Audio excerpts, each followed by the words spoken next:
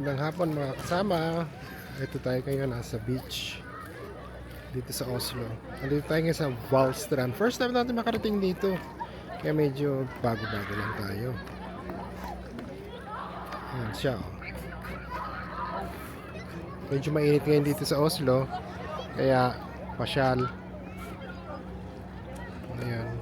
Marami mga tao naliligo. Siguro mga nasa 20 degrees ang tubig. So, para sa iba malamig, sa ating mga kababayan dyan sa Pilipinas malamig, pero dito okay lang, medyo malamig pero hindi naman super lamig. Ang problema lang dito sa lugar na to, kung makikita nyo, ang dami-daming talaba na tumutubo. Kaya kung hindi ka maingat, baka mahiwa ka. So ayan, ang dami rin mga nagbabarko at mga nagbabangka or mga motorboats, may mga yate rin. Open sa lahat. This is free. Wala pong bayad dito ang mga beach. Tapos lalo na pag mainit, kaya maraming mga nagpupunta dito para maligo kasama mga pamilya, mga kaibigan, mga nagpi-picnic, nag-good time. Today po is Friday. Ang temperature right now sa Oslo is 31 degrees. So isa sa mga pinakamainit na po ngayong araw na to. Sa buong summer, maaring ito na ang pinakamainit at hindi na muli iinit ng ganito. So ayan po, makikita nyo, ang dami-dami mga nagbi-beach, mga naliligo, mga hindi sila giniginaw. Ayan, ikot-ikot tayo. So ang dami mga bata, mga families, mga nag-enjoy.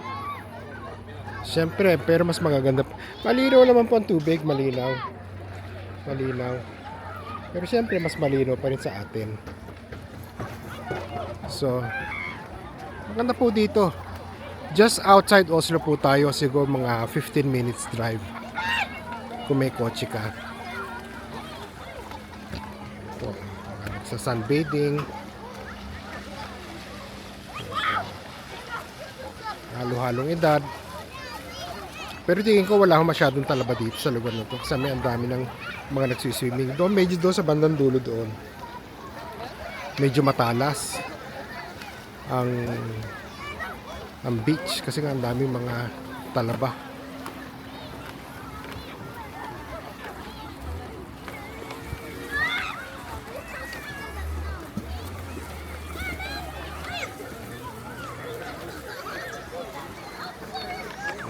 Kanya-kanya silang paaraw. Siyempre doon tayo sa lilim. Doon kami sa lilim. Siyempre ayaw namin sa araw. Mangingitim. Pero alam niyo naman mga puti, gusto nila sa araw. Para nga naman tan. Kasi nga bihira lang naman uminit dito sa amin sa Norway eh. So, kaya enjoy.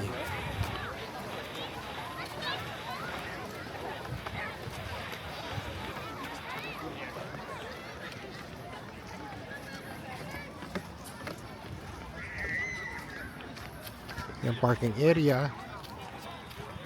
Yan. Ang iba po umuwi na. Medyo hapon na kasi. Hindi ko na kung anong oras, pero paggabi na rin. Ayan. Ayan po oh. Ewan ko ba? Mahirap matulog mamaya, mainit. So kinakailangan may electric fan. Diba, ang hilig namin magreklamo. Bihira na nga lang uminit. Pag uminit naman, dami-dami reklamo.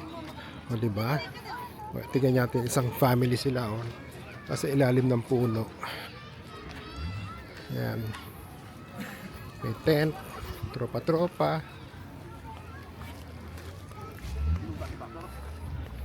Yun, may shower area doon.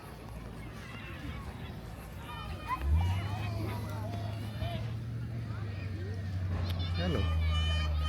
Sa mga kabayan, mga kasama, ito po ang simple life dito sa Oslo or sa Norway.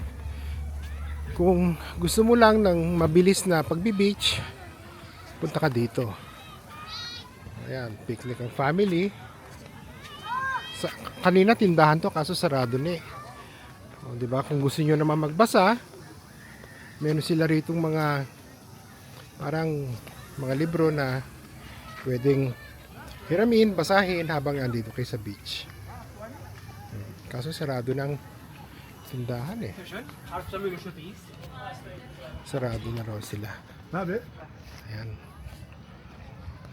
Sana nag-enjoy kayo sa isang maikli natin pamamasyal. Maghahanap pa tayo ng ibang content. At saan pa tayo pwede mamasyal mga kasama. Okay? Maraming salamat po. Click and subscribe. Maraming salamat po. Bye!